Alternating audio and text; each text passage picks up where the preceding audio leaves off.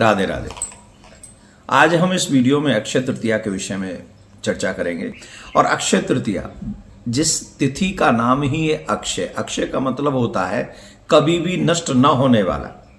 तो ये जो तिथि है इसका नाम ही है अक्षय तृतीया। इस दिन वृंदावन के संदर्भ में अगर हम लोग बात करें तो वृंदावन के संदर्भ की एक कथा आती है कि अब बहुत सुंदर सभी जो कृष्ण प्रेमी हैं, भगवत प्रेमी हैं, जो हमारे कन्हैया के इस प्रेम सिंधु में डुबकी लगाना चाहते हैं, उन लोगों के लिए एक विशेष बात होती है बिहारी जी के मंदिर में। जानते हैं क्या? वो ये है कि इस दिन बिहारी जी के चरण का दर्शन होता। साल में एक दिन, मात्र एक दिन साल में दर्शन होते चरण के। तो इस दिन बहुत भारी संख्या में लोग आते। मैं आपको एक एडवाइस भी करूंगा कि छोटे बच्चे और बुजुर्गों के साथ आप बिहारी जी मंदिर न जाएं, क्योंकि आजकल बहुत बहुत बहुत ज़्यादा भीड़ होती है। तो आप संभल के जाएं और प्रिया कांजू के भी दर्शन करने जब आएँ तो यहाँ तो इतना वो सब उतना भीड़ नहीं है, लेकिन बिहारी जी के मंदिर में छोटे बच्चों के साथ इस समय या अक्षय तृतीया वाले दिन तो मुझे नहीं लगता कि आपको वहाँ ऐसे बच्चों को और बुजुर्गों के साथ जाना चाहिए। बाकी के एज यू विश, जो आपको अच्छा लगे वो आप कर सकते हैं। और वैसे प्रशासन बहुत अच्छे से देखभाल कर रहा है, पर फिर भी क्योंकि संख्या बहुत ज़्यादा हो जाती है और स्थान छोटा है।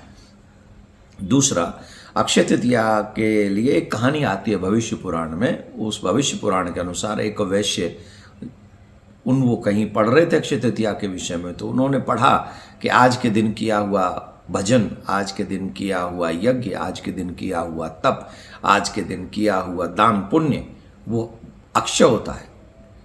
तो उन्होंने उस कहानी को, उस कथा को पढ़ने के बाद में ये व्रत का किया।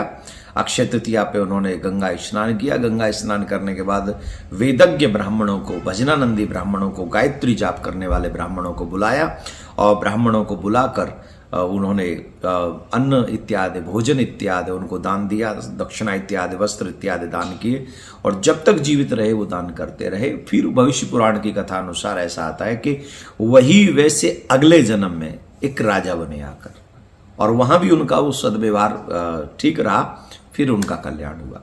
तो हम ये कहना चाहते इस कहानी के माध्यम से कि जीवन में जब भी आप लोग देखते ना कहीं कोई घटना घटती है तो हम लोग कहते हैं वो बच गया। कैसे बच गया? कोई सत्कर्म आ गया। आपका भजन आपके काम आ गया, आपकी पूजा आपके काम आ गई, सत्कर्म आ गया। जैसे समझो कि व्यक्ति बीमार पड़ता है तो दवाई लेता है कि नहीं, मेडिसिन लेता है। वैसे ही ये संसार में जो दुख हैं, परेशानियां हैं, ये बीमारियां ही हैं। नाना प्रकार से हमें डैमेज होना ही पड़ता है, लेकिन हमारे कहीं वक्त में कभी भजन काम आता है, कभी पूजा।